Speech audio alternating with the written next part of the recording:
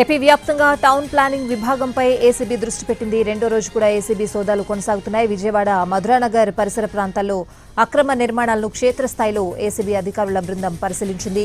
నిబంధనలకు విరుద్ధంగా నిర్మించిన భవనాల యజమానులపై చర్యలు తీసుకునేందుకు రెడీ అయింది. కొన్ని ఫ్లోర్లకు అనుమతులు తీసుకుని అదనపు ఫ్లోర్లను అక్రమంగా నిర్మించినట్లు అధికారులు గుర్తించారు. కొన్ని నిర్మాణాలు అసలు అనుమతులు లేకుండానే జరిగినట్లుగా కూడా అధికారుల విచారణలో బయటపడింది. సోదాలు పూర్తయ్యాక పూర్తిస్థాయి నివేదికను ప్రభుత్వానికి ఏసీబీ ఇవ్వనుంది. ఇక దీనికి సంబంధించి మరిన్ని వివరాలు విజయవాడ నుంచి మా ప్రతినిధి శ్రీకాంత్ అందిస్తారు.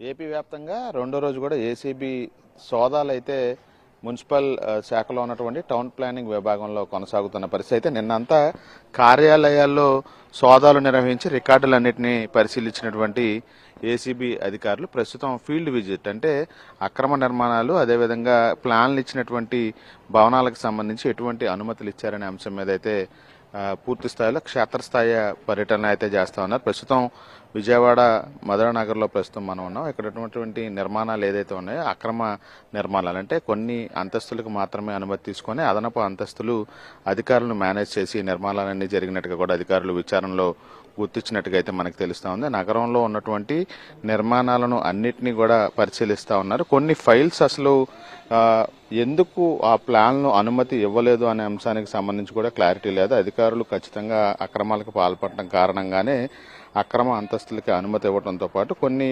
ప్లాన్లకు సంబంధించి అనుమతులు కూడా ఇవ్వలేదు అనేది అధికారుల విచారణలో ప్రాథమికంగా గుర్తించినట్టుగా మనకు తెలుస్తుంది.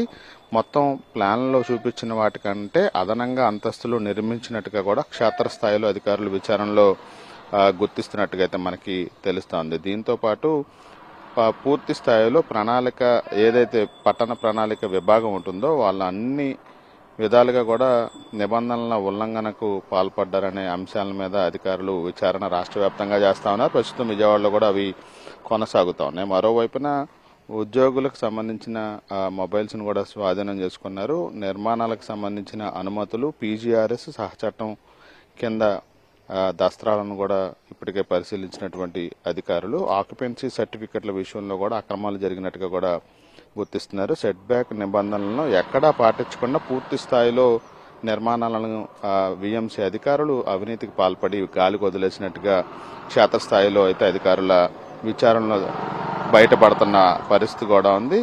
14% ఓపెన్ స్పేస్కు చెల్లించాల్సినటువంటి ఏదైతే ఖాళీ స్థలాల విషయంలో వాటిని కూడా ఎక్కడ వసూలు చేయకుండా పక్కన పెట్టారనే విషయాన్ని కూడా అధికారులు గుర్తించారు. ఆన్లైన్లో కొన్ని రికార్డులు ఏదైతే ఉన్నాయో వాటిని కూడా ప్లాన్లకు సంబంధించిన వాటిని కూడా పరిశీలించారు. బీపీఎస్తో పాటు ఇతర ఫైల్స్ ఏదైతే ఉన్నాయో వాటన్నిటి విషయంలో ఈ ఏసీబీ అధికారులు అయితే పట్టణ ప్రణాళికకు సంబంధించిన విభాగంలో ఉన్నటువంటి అధికారులు పూర్తి స్థాయిలో అక్రమాలకు పాల్పడుతున్నాడు అనే అంశాలను అడుగడుగున ఈ విచారణలో గుర్తిస్తున్నట్టుగా మనకు తెలిసింది. పూర్తి స్థాయిలో విచారణకు సంబంధించిన అంశాలన్నింటితో ఒక నివేదికను కూడా ఇవ్వబోతా ఉన్నారు. దానికి సంబంధించి శాఖాపరమైన చర్యలు రాష్ట్ర ప్రభుత్వం నుండి తీసుకునే అవకాశాలు ఉన్నట్టుగా తెలుస్తుంది. ఇవాళ సాయంత్రం వరకు ఈ సోదాలు కొనసాగుతాయి. ఆ తర్వాత పూర్తి స్థాయిలో ఏసీబీ హెడ్ ఆఫీస్ నుండి దీనికి సంబంధించిన పూర్తి వివరాలను కూడా వెల్లడించిపోతా ఉన్నారు. కెమెరా పర్సన్ శ్రీనివాస్తో శ్రీకాంత్ ఎన్టీవీ విజయవాడ నుంచి.